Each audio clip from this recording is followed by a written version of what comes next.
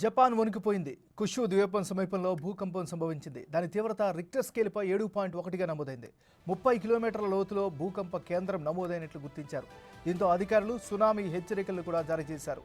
కుషు ద్వీపం, దానికి దగ్గరలోని షికోకు ద్వీపాన్ని రాకాసి అలలు తాకుతాయని అంచనా వేస్తున్నారు. మీటర్ ఎత్తులో అలలు ఎగిసిపడతాయని, తీరాన్ని తాకవచ్చని ప్రజల్ని అప్రమత్తం చేశారు.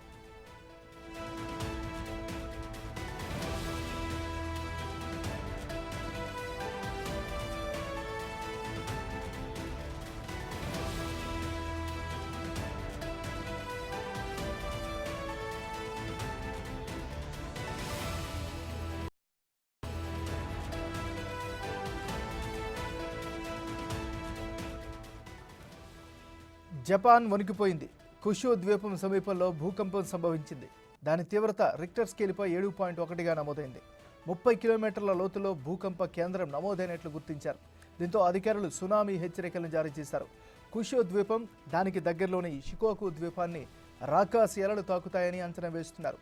మీటర్ ఎత్తులో అలలు ఎగిసిపడతాయని, తీరాన్ని తాకవచ్చని ప్రజలను అప్రమత్తం చేశారు.